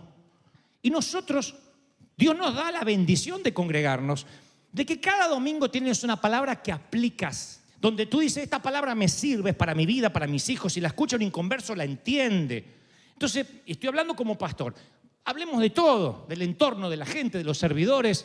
Estamos comiendo. Dios nos dio un banquete en medio del desierto de California. Dios nos dio un banquete y no estamos haciendo bien. Y hay que hablar con urgencia antes del amanecer. Hay que tener un sentimiento de urgencia. Yo sé que hay de los que están acá diciendo, sí, yo sé que tengo que predicar, pero tengo muchos problemas. Y los leprosos seguían siendo leprosos. No dice, y fueron sanados cuando entraron al sitio. Fueron usados para bendecir, pero no narra la Biblia que fuesen sanados, no en esa ocasión por lo menos. Sin embargo, ellos sentían esa nobleza que yo estoy seguro que hasta los más egoístas hemos sentido alguna vez en nuestros momentos de egoísmo. Y esa nobleza interior no es otra cosa que la voz de Dios. Pero asumimos que cuando nos toca una gran riqueza es el final de la historia, que cuando Dios nos dio la abundancia ahora contamos el testimonio y ya. Y no. Dios dice, yo quiero que prosperes para que seas de bendición, que seas abundante en todo para que puedas bendecir. Noten que Dios dice, no quiero que te transformes en un mar muerto, que no entran ni salen ríos de vida. Tú tienes que ser un río, por eso nos llamamos river, si no nos llamaríamos estanque. Nos llamamos river porque somos un río, no se detiene. Y este río no se puede quedar acá porque si se extiende, habrá vida. Habrá vida. ¿Están conmigo? Habrá vida. Ahora sería maravilloso si uno pudiera ver el futuro. Hubiese sido sorprendente si los leprosos pudieran haber visto el campamento sirio vacío. Pero la abundancia estaba más allá del futuro. Era que su futuro se convirtiera en el presente. Vamos a ver si esto sale bien. A mí me encanta, yo he hablado de esto, de los quizá de Dios. Yo prefiero uno que viene con una palabra de un quizá, Dios me bendiga, a uno que está esperando 3, 4 confirmaciones para mover un dedo. A veces es un quizá, a veces vayamos, si nos matan, nos matan, pero vamos, ¿qué podemos perder? ¿Quiénes son los que dicen, vamos, qué puedo perder? Te voy a decir quiénes. Los que tienen el sentimiento de la urgencia, que olieron la muerte. Hablen con una señora que tuvo cáncer de senos, que les tuvieron que extirpar sus pechos. Hablen con alguien que tuvo un hijo con leucemia y el hijo salió, o no salió, partió a la eternidad. Ese hombre y esa mujer no vuelven a hacer nunca más pierden tiempo por boberías, nunca más se enojan por babosadas, nunca más se enredan en estupideces así. Te das cuenta que es una persona que le cayó un balde de madurez. Ese balde de madurez se llama una sola cosa: prioridad y respeto por el tiempo.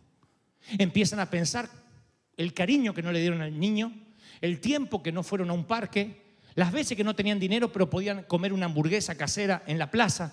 Empiezan a pensar el tiempo que podían haber invertido y que lo perdieron mirando Netflix. ¿Cuándo se dan cuenta de eso? Cuando un día les llega un diagnóstico médico en la mano. Pregunta, ¿de verdad que necesitamos eso para valorar la vida? Los leprosos dijeron, tenemos que dar una prueba de vida. Tenemos que decirle a la gente que fuimos al campamento de los sirios y estamos vivos. Y dieron una prueba de vida. Eso es mejor que decir, bailo en calzones bajo la lluvia. Eso es mejor. Que la prueba de vida sea, estoy vivo y de donde yo vengo hay más comida. De donde yo vengo, si me comiera todo y estuviese así, aún así tengo comida para dar. De donde yo vengo, no te cobran por la comida. Hay comida en la calle Broadway. Yo quiero que la peleemos, que digamos, vamos a hablar de la comida que hay acá. No sabemos cuánto tiempo nos va a dar comida. Yo creo que en abundancia, que nunca va a cesar mientras que haya tinajas vacías. El aceite nunca va a faltar. Pero por Dios, en cuanto las tinajas se queden llenitas, acá adentro se termina el aceite. Y lo que es peor, el aceite se pone rancio, como tantas iglesias que vimos morir. No quiero que eso pase en la arena. No estamos haciendo bien a salir a predicar, a salir a hablar, a decir Cristo está vivo. Si crees que Dios habló, vamos, celebra. Jesús murió en la cruz. Por eso hoy estamos aquí. De ahí Viernes Santo. Y siempre me he preguntado desde niño, ¿quién sentenció la muerte de Jesús? Independientemente de la teología, de saber que fue enviado por su Padre para morir por nuestros pecados. ¿Quiénes fueron los que mataron a Jesús? Pilato, los romanos, los judíos, los sumos sacerdotes, la muchedumbre, la gentuza, la chusma, no sé. Siempre me pregunté quiénes fueron los que llevaron a Jesús a la cruz. ¿Cómo fue que un hombre manso y humilde que bendijo a los niños y que era amigo de los pecadores, amigo de la gente, acabó ejecutado como un enemigo del Estado? Pero la tarde del viernes, 3 cruces se levantaban en el Gólgota, fuera de las puertas de Jerusalén, como se solía ejecutar a los delincuentes, a los proscriptos, a los inmundos, que así se consideraba a los crucificados. Y en esas cruces, el viernes por la tarde, cuelgan los cuerpos de 2 ladrones. La cruz del medio está vacía porque su víctima ya había muerto y lo habían quitado de allí. Y sobre esa cruz cuelga un letrero que dice: Jesús de Nazaret, Rey de los judíos. Y esa leyenda, de alguna manera, denota el eje central por lo que pasó la muerte de Jesús, cómo Jesús llegó ahí. Roma dirá el imperio que Jesús tiene que morir porque constituye una amenaza para Roma, y cualquiera que sea una amenaza para Roma debe morir. Pero ¿cómo Cristo puede ser considerado una amenaza? Bueno, porque Él es Jesucristo. Se piensa erróneamente que Cristo era el apellido de Jesús. Algunos creen que Jesús era su nombre de pila y Cristo era su apellido, pero no, es un título. El Cristo es un título, no es el apellido de Jesús. Viene de la palabra griega crío, que significa ungir, significa ungido o significa Mesías. Jesús se dice que era el Cristo, se dice que era el Mesías, no era el apellido de Jesús. Pero hay un imperio romano que considera que Jesús es una amenaza. Después está un montón de muchedumbre, multitudes, en la chusma, como dicen en algunos sitios de México, que está esperando un dirigente que arme una revuelta contra el imperio romano y que les dé un merecido a estos impostores que vinieron a plantar su bandera romana en Jerusalén. En aquel entonces se habían levantado muchos cristos. Hubo muchos pretendidos mesías en los tiempos de Jesús, en el primer siglo. En el Nuevo Testamento hay una pequeña narración donde habla de estos mesías. Hechos 5:36 dice: hace algún tiempo surgió Teudas, jactando de ser alguien, y se le unieron unos 400 hombres, pero los mataron a todos. O sea, no era el Mesías, no era el Cristo. Hechos, o el libro de los Hechos, menciona a Judas el Galileo, que también se hizo llamar el Cristo, era Judas el Cristo. El historiador Josefo dice que fundó la secta de los celotes, casi 2000 fueron crucificados junto con él, y las cruces luego quedaron en pie en los campos de Galilea, porque los romanos querían enviar este mensaje: si alguno de ustedes judíos vuelve a concebir la brillante idea de no pagar impuestos, recuerde que Roma tiene muchas cruces para todos ustedes. Y todas esas cruces estaban allí, advirtiéndole a Roma que el primer Cristo, entre comillas, que se levantara en contra del imperio romano, estaba condenado a morir, o decapitado o crucificado.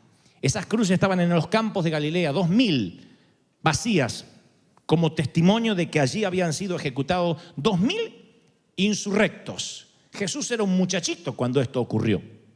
Ahora, ¿cómo saber quién era el verdadero Mesías cuando se levantaban tantos Mesías, tantos Cristos?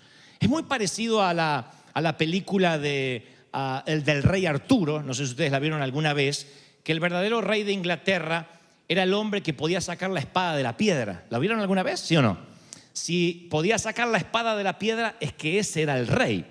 Yo hago esta comparación porque el Mesías, pensaban los judíos, era aquel que podía derrotar a Roma. Si no derrotaba a Roma, que era el imperio que tenía afligido y tenía esclavizado a Israel, entonces no era el verdadero Mesías. Si acababa crucificado, no era Mesías. Si acababa decapitado, no era el Mesías. Y hubo por lo menos 18 candidatos a Mesías, de los cuales tenemos noticia en los días de Jesús, y todos encontraron el mismo destino. Ahora Jesús crece, hace todas las cosas que hacían los supuestos Mesías, habla de un reino, exhibe poder, hace milagros, tiene autoridad, y muchas veces le decían: tú eres el rey de los judíos, y él rechazaba ese título. Aun cuando multiplicó milagrosamente los peces y los panes, la multitud quiso venir y hacerlo su rey a la fuerza, porque dijeron: 7 tipos con un poquito de peces y panes, mira lo que pudo hacer, multiplicar una multitud ¿Qué podrá hacer con un grupito de espadas y unos carros de guerra? Nos va a llevar a vencer a Herodes, al César. Así que lo querían llamar rey y él decía no. Y se escapaba a los montes solo y jamás levantó un dedo contra Roma. Jesús no era una amenaza militar. Y entonces la pregunta es, ¿por qué acabó en una cruz? ¿Quién lo sentenció? ¿Pilato? Hay de los que dicen, sí, Poncio Pilato al lavarse las manos sentenció a Jesús. Llevan a Jesús ante Pilato y le dicen los sumos sacerdotes, hemos descubierto a este hombre agitando a nuestra nación. Se opone al pago de impuestos, no paga el IRS. Y afirma que es el Cristo, que es un rey. Afirma que es un rey. Así es como plantean el juego. Así lo llevan a Jesús frente a Pilatos. Están diciéndole, este hombre es un problema para Roma y a César, tu jefe, no le va a gustar. Así que será mejor que hagas algo. Y Pilato se pone en contra de los sumos sacerdotes, no por compasión hacia Jesús, sino porque Pilato está harto de los sacerdotes, los detesta. Y sabe que si les da la razón a los sacerdotes, él se debilita. Así que él, por definición, no quieren que los sacerdotes se salgan con la suya. Y cuando se entera de que Jesús procede de Galilea, le quiere tirar la papa caliente a Herodes, porque Herodes tenía jurisdicción en Galilea. Le dice que se arregle Herodes, ¿qué me vienen a mí con este Jesús? 18 habían pasado por el patio de Pilatos, 18 Mesías. A los 18 anteriores los había mandado a decapitar, uno más. Dijo, que se arregle Herodes, si a este ni siquiera lo encuentro culpable. Herodes no pica el anzuelo. Dice, no, Pilato, ese es tu problema. Así que senténcialo tú o perdónalo tú. Así que Pilato no sabe qué hacer, se vuelve hacia la multitud y se le ocurre una treta. Dice, ya sé, para las Pascuas es la costumbre siempre soltar un malhechor. Así que voy a elegir por decreto perdonarle la vida a uno, soltar a uno. O a Jesús o al peor, que se llamaba Chapo Guzmán. No, Barrabás. Barrabás era un homicida, pero estaba dispuesto a matar romanos. Y cuando Pilato dice, cuando les ponga en la balanza a Jesús y Barrabás, ¿quién va a querer a Barrabás otra vez suelto en las calles? Esa es una buena solución. Les voy a dar a alguien peor que este. Así que se para Pilato, ya que Herodes no lo quiere ayudar. Pilato se para ante la muchedumbre y le dice, pueblo, hoy es Pascuas, o se acercan las Pascuas. ¿A quién quieren liberar? ¿Jesús o Barrabás? Y la multitud grita, ¡Barrabás! ¡Chapo Guzmán! Pilato no lo puede creer. Claro, hay una razón. No es que tienen un odio desmedido hacia Jesús. Es que Jesús no resultó ser el conquistador que le devuelva la libertad a Israel y vaya en contra de Roma. Jesús es un Mesías pasivo. No es un verdadero Mesías, no es un rey Arturo que quita la espada de la piedra. Es otro falso, como los 18 Mesías que se levantaron antes, porque el Mesías lo primero que tiene que hacer es organizar un batallón y levantar en armas a Israel contra el imperio romano, mínimo. Eso es lo que esperaban los judíos. No querían un Mesías que hablara del reino de los cielos, del más allá. Querían uno que viniera a batallar, un Che Guevara, que trajera la revolución bolivariana. Pero este no traía ninguna revolución, al menos no en la tierra. Así que prefieren a Barrabás. Piensan, sí, Barrabás va a matar a los romanos. Quizá Barrabás sea el Mesías y el líder. Y allí la escena famosa donde Pilato se lava las manos. No es que Pilato se preocupe por Jesús. Él sabía que la acusación contra Jesús es falsa. Pero Pilato tiene problemas mayores que estos Mesías que llegan por semana a su patio. Pero los principales sacerdotes cuentan con un naipe del triunfo. Le dicen, si dejas en libertad a este hombre, no eres amigo del emperador, no eres amigo del César, porque cualquiera que se quiera hacer rey aquí es enemigo. Así que, si no quieres que el César sea tu enemigo, Pilato, tienes que matar a este hombre que se hace llamar rey. Pilato no puede arriesgarse a que el César diga que es un blando, que no mata a los terroristas, a los que se quieren levantar en contra del imperio romano. Así que se encuentra entre la espada y la pared y le pregunta a Jesús. No se pierdan estos detalles que algunos dicen, yo sé esta historia de memoria, estoy seguro que lo que te contaré nunca lo has pensado. Pilato observa a Jesús y hace esta pregunta. Es la pregunta que penderá toda la vida ministerial de Jesús. Desde que es bautizado en el Jordán hasta llegar a este momento se lo preguntaron decenas de veces y Jesús siempre lo negó o se quedó callado. Ahora se lo pregunta a Pilato, le dice, hey, ¿tú eres el rey de los judíos? Entiendan lo que les dije recién. Los sacerdotes dicen, cualquiera que en este imperio se quiera hacer llamar rey, debe morir, porque hay un solo rey que es el emperador. ¿Qué sinvergüenza eran los judíos esto? Ellos odiaban al emperador romano. Lo que le están diciendo Pilatos, ¿hay un solo rey? Tú lo dices siempre, ¿sí o no? Sí. ¿Cómo se llama? El César. Hasta la moneda está acuñada con su rostro. Y aquí hay uno que se dice ser rey. Pregúntale. Así que Pilato le dice, ¿tú eres el rey de los judíos? Ese es un momento de dramatismo.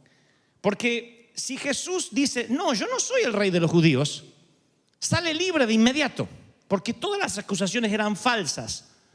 Pero irónicamente, cada vez que le preguntaban a Jesús si era el Mesías, él nunca dijo, sí, soy el Mesías. Si cuando él multiplicó los panes y los peces hubiese dicho, yo soy el Mesías, Israel se hubiese levantado en armas a favor de él. Hubiese dicho, bueno, llévanos a la victoria. Si él hubiese dicho en cualquier momento, soy el Mesías, cuando entraba el domingo de Ramos a Jerusalén, soy el Mesías, la gente lo hubiese levantado como un líder revolucionario y hoy no estaría frente a Pilato. Nunca Jesús dijo en toda su carrera ministerial, yo soy el Mesías, excepto cuando ya no se podía defender, excepto cuando no había israelitas que podían victoriar por él, excepto cuando estaba allí sin ninguna defensa y Pilato le dice, ¿tú eres el rey de los judíos? Ahí no hay multitudes, no hay posibilidad que un ejército se levante para defenderlo. Ahí es cuando Jesús debió haberse quedado callado, pero él habla. Él dice, sí, tú lo has dicho. Él está diciendo, sí, yo soy el rey. Jesús sabe lo que va a suceder. Jesús mismo se está sentenciando a muerte. Él se hubiese quedado callado y no iba a la cruz. Pilato le dice, te voy a dar una única oportunidad. ¿Eres el rey o no eres el rey de los judíos? Jesús dice, tú lo has dicho, yo soy el rey. Y eso lo sentencia a la muerte. Los sacerdotes hicieron dos acusaciones. Lo acusaron de blasfemo para que las multitudes se pusieran en contra de él y de traición para que Pilato lo matara.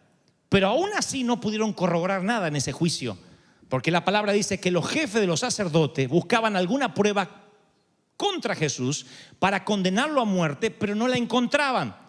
Porque muchos testificaban falsamente contra él y sus declaraciones no coincidían. Así que Pilato dice, está bien, uno dice esto, uno dice la otra cosa, no encuentro cómo acusar a este tipo. Así que tú eres el único que te puedes liberar a ti mismo. ¿Eres el rey o no eres el rey? Y así Jesús dice, sí, yo lo soy, y sentencia su muerte. Le da a los judíos lo que ellos no pudieron conseguir a través de sus falsos testigos. Y solo se sentencia. ¿Por qué? Ahí es cuando se me empiezan a clarificar las ideas y me doy cuenta de que Pilato no sentenció a Jesús. Literalmente se lavó las manos y le ofreció ser libre. Los sumos sacerdotes tampoco sentenciaron a Jesús porque sus declaraciones, dice la Biblia, no coincidían, eran falsas. Blasfema.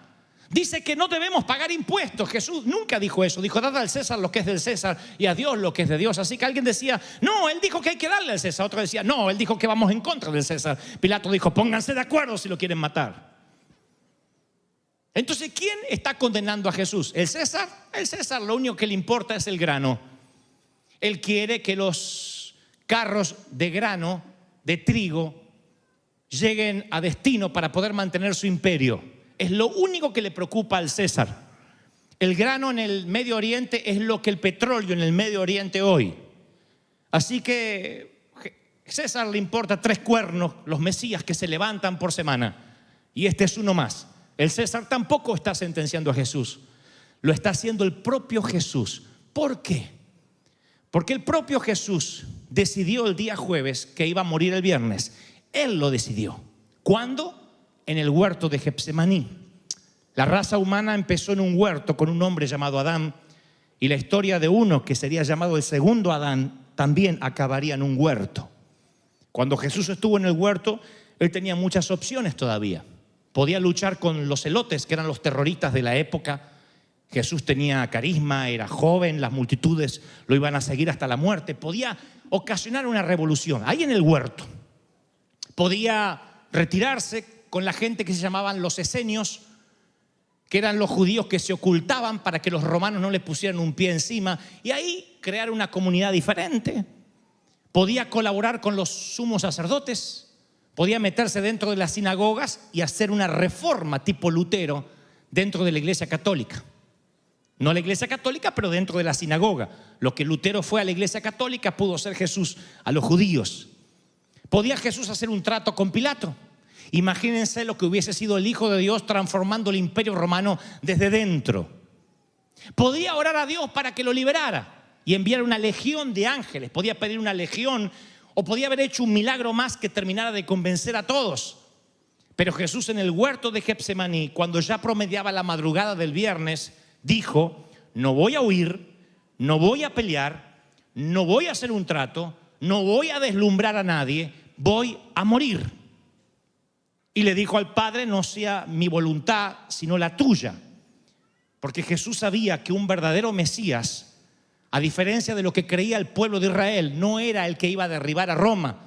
El verdadero Mesías era el que iba a morir por los pecados, el que iba a decidir morir por ti, por mí, por los romanos, por los judíos, por todos. Él dijo: voy a morir. Ahora, vamos a dejar de lado la teología, que Dios mandó al Hijo para que muriera por los pecados, lo sabemos. Jesús sabía que Roma mataba a los rebeldes. Si él no moría, moría Barrabás.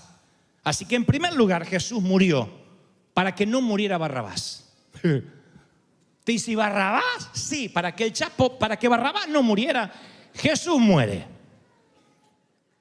Jesús sabía que las multitudes esperaban solo una palabra de él para ir en contra de los romanos.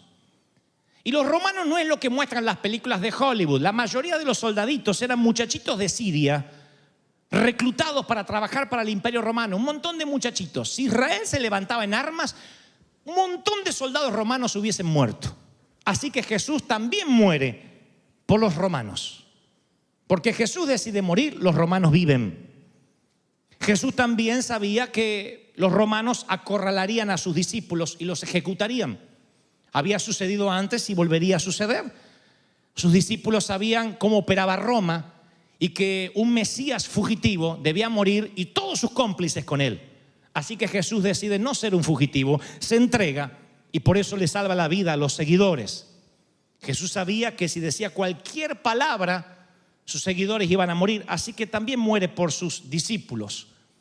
También muere por Jerusalén. Los que dijeron crucifícale, muere por ellos. Porque si Jesús se levanta en armas contra Roma, Roma también puede aplastar a muchos de esos judíos y él dice: no quiero que haya muertes. Él también muere por los que ahora le están diciendo que debe ser crucificado. Y 2000 años después, su muerte es la más importante y la más recordada en toda la historia del mundo.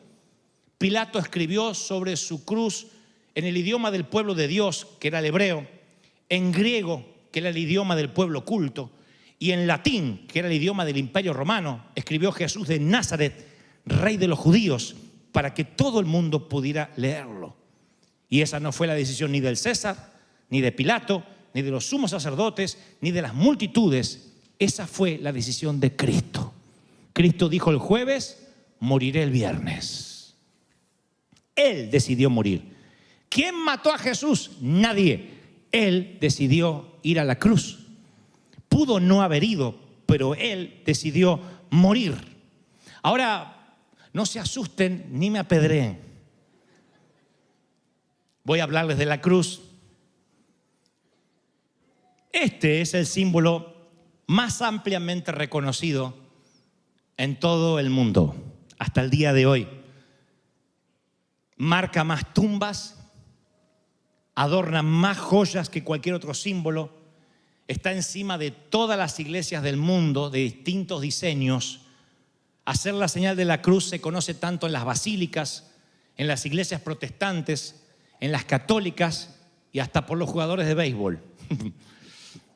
La señal de la cruz. Encontrar un logotipo se ha convertido en un gran negocio, pero ninguna corporación, ninguna marca jamás ha tenido el branding que tiene la cruz. Nada ha sido tan difundido como la cruz. Es el método, piensen ustedes, más humillante que tenía Roma para matar a la gente. No piensen en esto como algo sagrado. Este es el método más humillante que tenía Roma para matar a alguien. Piensen ustedes si el ícono fuera una silla eléctrica. Si el ícono que tuviéramos nosotros hoy de recuerdo fuera un elemento de tortura, una guillotina. Imagínense que Roma pasara por la guillotina a los Mesías. Hoy yo tendría una guillotina en la mano. Uno dice, bueno, la cruz es sagrada. No, la cruz siempre fue un elemento de tortura terrible para los que se decían ser Mesías. Pero cuando Jesús dice, yo voy a morir el viernes, Él cambia este símbolo que era el poder del imperio romano y se convierte en el símbolo del amor de Dios. La cruz se ha transformado en un símbolo de esperanza, simplemente porque Jesús decide, yo voy a morir el viernes. Por ti, por Dante, por María, por José, por Ramón, por Pedro. Yo voy a morir y a partir de que yo muera en esta cruz, nunca jamás la cruz va a ser igual, ni la van a ver igual. Y a partir de que yo muera en la cruz el viernes, nunca jamás tu vida, ni la mía, ni el mundo entero va a ser igual, porque Cristo murió para darte vida eterna y para que esto sea un símbolo que jamás se olvide. Alguien tiene que decirme, amén, aleluya. Ahora, Jesús dice, moriré el viernes y sube a la cruz. Y yo quiero que hoy viernes, 2017 años después de aquel viernes, quiero que vengas al monte, al cerro del Calvario, y podríamos recordar cualquier palabra de Cristo, cualquiera de sus frases, pero solo una hoy me vino a la memoria todo el día y fue, consumado es. Consumado es significa terminé lo que vine a hacer. Ahora sí soy el Mesías. Ahora sí el rey Arturo quita la espada de la piedra.